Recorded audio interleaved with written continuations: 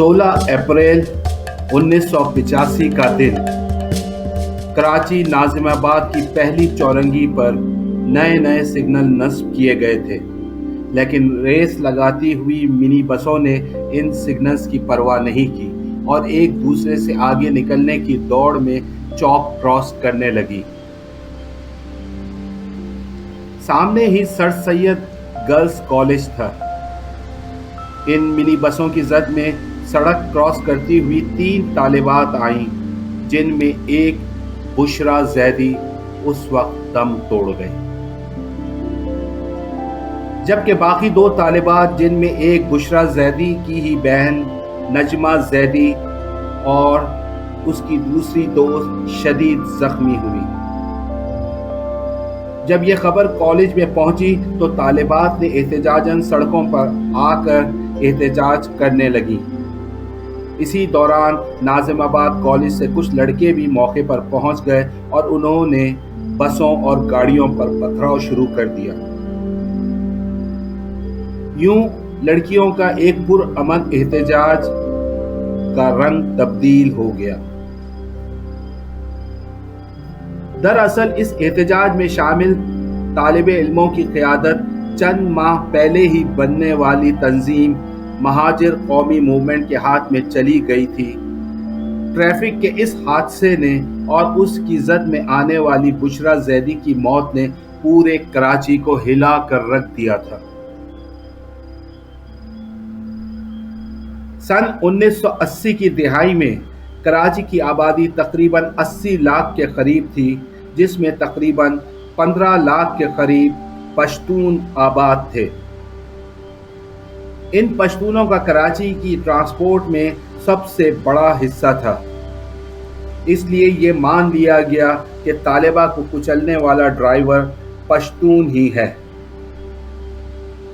इस सोच ने एक ट्रैफिक हादसे को लिसानी रंग दे दिया।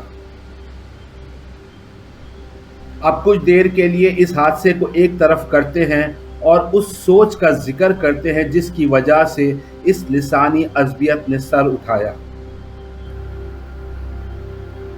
मामला फिर साबिक और शहीद वज़ीर आज़म जुल्फ़िकार अली भुट्टो के दौरे हुकूमत की तरफ जाता है कि किस तरह से भुट्टो हुकूमत में अपनी सियासी ताकत को बढ़ाने के लिए देही और शहरी डोमिसाइल का कानून नाफिज किया गया।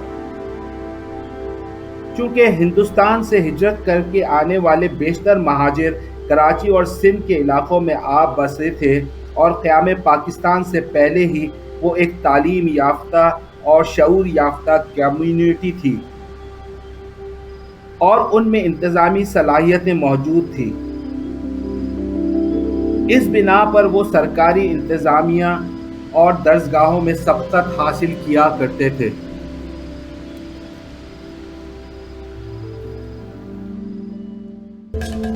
इस बात को पेश नज़र रखते हुए महाजिर क़यादत का ये दावा था कि हिंदुस्तान से आने वाले मुहाजिरों की सबकत को दबाने और देही इलाकों में बसने वाले लोगों को उभारने के लिए देही और शहरी डोमिसाइल का कानून नाफिज किया गया था और उनमें तफरीक पैदा की गई।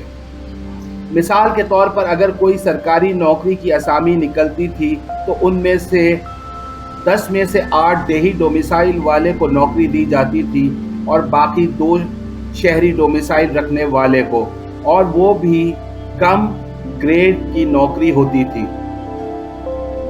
इस तरह से दरसगाहों, मेडिकल कॉलेज, इंजीनियरिंग कॉलेज और यूनिवर्सिटीज़ में इस डोमिसाइल की वजह से एक 70% लाने वाला मेडिकल या इंजीनियरिंग कॉलेज में दाखिले से महरूम रहता था, जबकि देही डोमिसाइल रखने वाला तालिबे इल्म 35 से लेकर 40% लाने पर भी उन दरसगाहों में बआसानी दाखिला ले सकता था।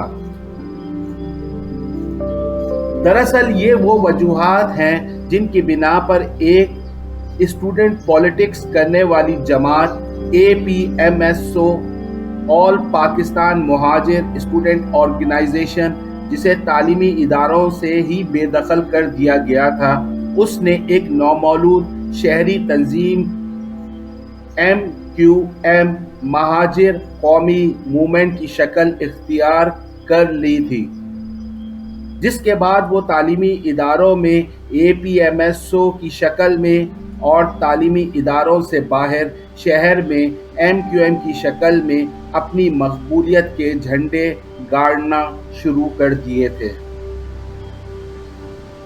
اور جب بھی کوئی حادثہ یا واقعہ رونما ہوتا تو MQM کی قیادت متحد ہو کر اس کے خلاف اپنی آواز بلند کرنا شروع کر دیتی تھی۔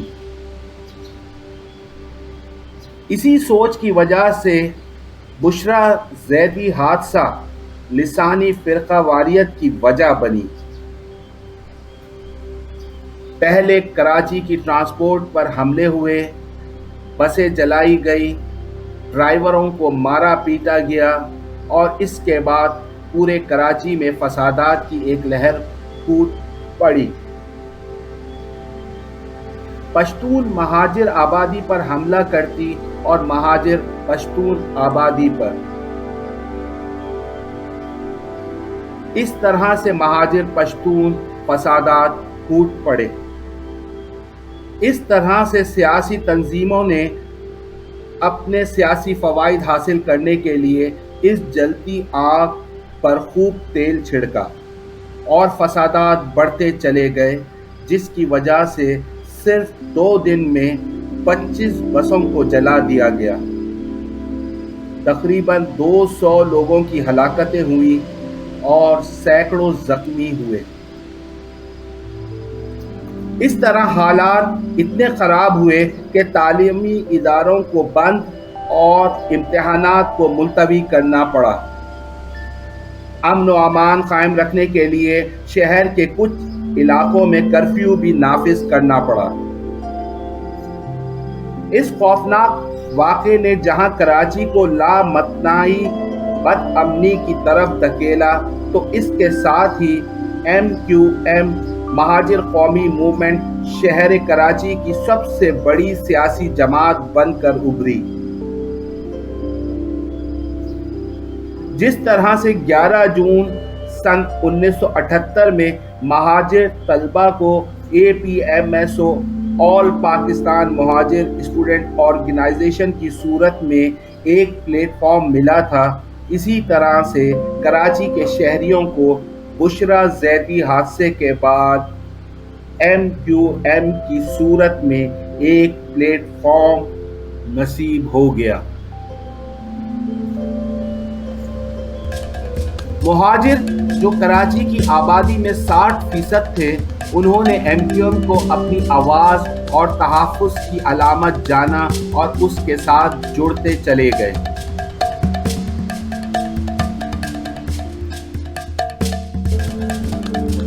جاں بحق ہونے والی لڑکی بشرا زیدی کے والد لوگوں سے اپیل کرتے رہے، اگر شہر کے لوگ پرامن ہو جائیں تو میں سمجھوں گا کہ میری بیٹی بشرا زیدی زندہ ہو گئی ہے۔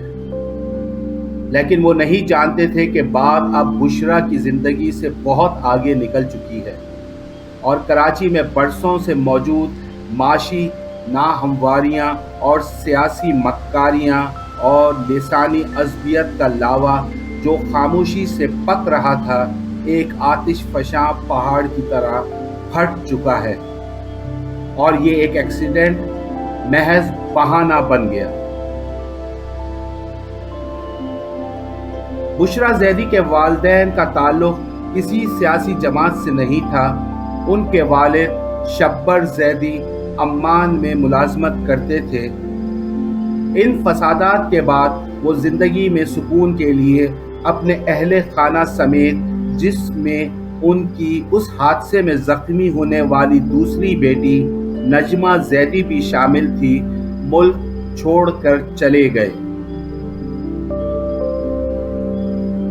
اس دوران الطاف حسین بھی امریکہ سے واپس آ گئے، جہاں وہ ٹیکسی چلا کر اپنی معاشی ضرورتوں کو پورا کر رہے تھے، اور انہوں نے واپس کراچی آنے کے بعد MQM کی اس پروان چڑھنے والی مقبولیت کا فائدہ اٹھاتے ہوئے MQM کی مکمل طور پر کمان اپنے ہاتھوں میں لے لی۔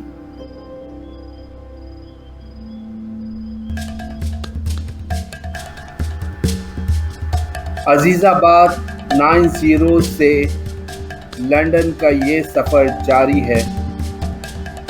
MQM اور بانی MQM الطاف حسین کا یہ سفر کن کن مراحل سے گزرا، یہ سب جاننے کے لیے جڑے رہیں کراچی کی کہانی کی اگلی قسط سے۔